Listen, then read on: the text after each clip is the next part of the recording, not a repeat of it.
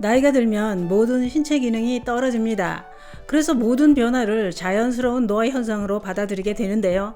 그런데 노화로 몸의 변화가 나타나기 시작했을 때 특히 이곳을 관리하면 사망률을 낮추고 더 건강한 몸으로 오래 살 수 있다고 합니다.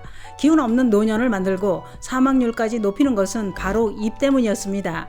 그래서 준비했습니다. 노년들은 입속에 이런 증상이 한 가지라도 있는지 꼭 체크해 보셔야 합니다. 또한 노년층들의 사망률을 높이는 입속 문제를 해결하는 방법까지 알려드리려고 준비했습니다. 건강하고 힘찬 노년을 위해 오늘 영상은 꼭 보시길 권해드립니다. 그 이야기 지금 시작합니다. 안녕하십니까. 노년 생활정보의 모든 것 조여사 전성시대입니다. 나이가 들면 누구나 나타나는 증상이 있습니다. 나이가 들수록 몸은 힘이 빠집니다. 기력도 없어집니다. 걷는 속도도 느려집니다.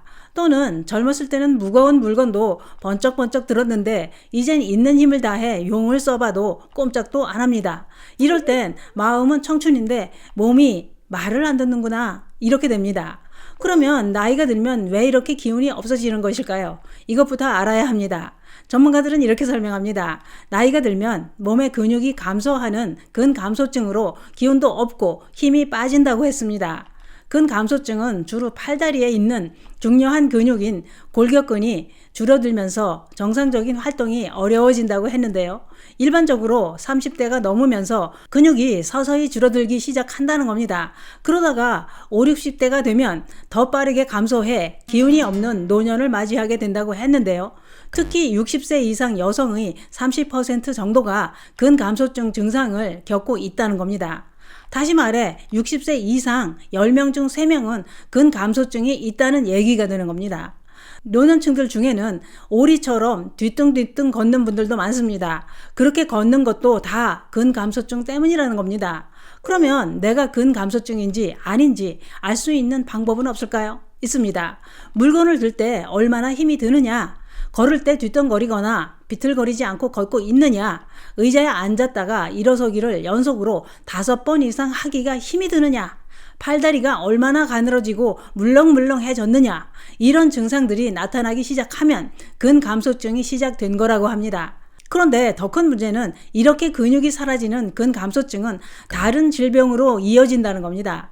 근육이 사라지면 뇌 인지 기능도 떨어지고 혈압, 당뇨, 고지혈증, 심혈관계 질환 발생 위험이 높아진다는 겁니다. 그런데 이렇게 노년의 삶을 좌우하는 근육을 지키려면 필요한 영양소를 잘 챙겨 드시는 게 무엇보다도 중요하다고 하는데요. 잘 챙겨 드시고 꾸준한 운동까지 한다면 사라지는 근육을 잡아둘 수 있다는 거죠. 그러기 위해선 또 한 가지 중요한 것이 있었습니다.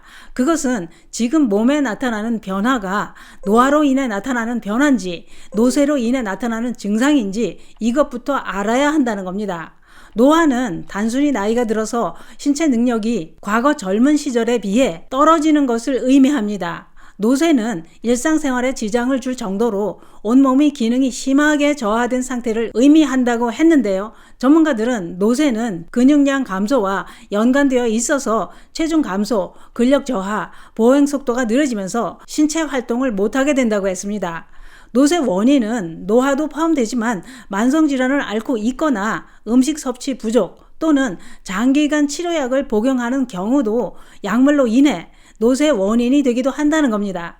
그런데 전문가들은 노쇠를 예방하면 사망률을 3에서 5% 이상 지연시킬 수 있다고 했습니다. 이미 노쇠 상태로 진행되었어도 관리를 통해 약 29% 이상은 회복될 수 있기 때문이라는 겁니다. 그런데 노년층들이 근감소증으로 힘이 없어지고 없던 병까지 생기게 만드는 원인은 바로 입속 노쇠 때문이라는 겁니다. 이게 뭔 얘기냐? 입속이 건강해야 내 몸에 필요한 영양소를 골고루 섭취할 수 있기 때문이라고 하는데요. 전문가들은 입속 건강은 노년기 온몸의 영양 상태를 좌우하기 때문에 건강한 노년이 되려면 구강노쇠를 예방하는 게 가장 중요하다고 했습니다. 구강노쇠란 노화에 따른 구강 기능이 저하된 상태를 의미합니다. 구강노쇠는 전신을 노쇠하게 만들 뿐만 아니라 이미 발생한 전신 노쇠를 더 빠르게 악화시키는 매우 위험한 요인으로 장기 요양률과 사망률을 증가시킨다고 했습니다. 구강 노쇠 정도에 따라 전신의 노쇠를 예측할 수 있을 뿐만 아니라 몇 년 안에 사망할 위험도 알 수 있다고 했는데요. 그래서 전문가들은 현재 치아가 20개 미만으로 남아있다거나 씹는 능력이 예전에 비해 조금이라도 떨어져 있거나 혀로 입천장을 세게 누르는 게 힘들다거나 딱딱한 음식을 보면 씹기 힘들겠다는 생각부터 든다거나 액체를 삼킬 때 사례가 자주 걸리고 타 발음을 1초에 6번 이상 하기 힘들다. 이 6가지 중 3개 이상 해당된다면 구강노쇠가 진행 중이라고 진단한다는 겁니다. 구강노쇠 증상이 한 문제도 해당되지 않는 노인에 비해 3개 이상 해당된 노인은 4년 후 사망 위험이 3배나 높아지고 한두 개 해당하는 노인의 사망 위험은 2배나 높아진다고 했습니다. 입속 노쇠는 몸속 영양소를 부족하게 만들고 영양소 부족은 근육을 감소시켜 늘 기운이 없고 여러 가지 질환을 발생하게 만든다 이겁니다. 일본에서는 이미 구강노쇠를 질병으로 규정했다고 하는데요. 뿐만 아니라 구강노쇠를 막기 위해 구강체조를 하라고 권하고 있습니다. 혀의 근력과 기민함을 향상해야 침도 잘 나오고 혀도 부드럽게 잘 움직일 수 있고 음식을 삼키기도 쉽다는 겁니다. 입속을 짱짱하고 힘있게 만드는 구강체조는 이렇게 합니다. 입을 아하고 크게 벌리고 10초간 유지합니다. 입 닫고 10초간 쉬고 다시 반복합니다. 이런 동작을 한 번에 2회씩 아침 저녁으로 해줍니다. 또 다른 방법은 입속에 공기를 불어넣고 볼을 부풀렸다 오므리는 동작을 여러 번 수시로 해줍니다. 또 혀로 볼을 세게 밀어주는 동작을 하는데 이때 손가락을 얼굴에 대고 볼 속의 혀를 함께 밀어줍니다. 또 혀를 빼서 시계 방향으로 돌리고 다시 반대 방향으로 돌려줍니다. 또 의자에 반듯하게 앉아서 5분 동안 껌을 씹는 것도 좋습니다. 또는 파타카라 발음만 잘해도 입속 노쇠를 막을 수 있다고 하는데요. 파파파파파 타타타타타 카카카카카 라라라라라 이렇게 하고 나서 다시 파타카라 파타카라를 5번 외치고 연이어 순서대로 5번 반복해 줍니다.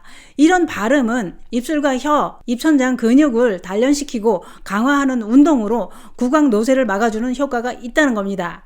입속 근육을 단련시키기 위해 어렵지도 않으니 틈나는 대로 수시로 해보시기 바랍니다.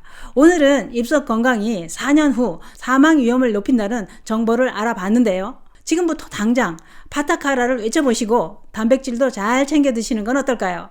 입속이 건강해야 노년이 행복합니다. 감사합니다.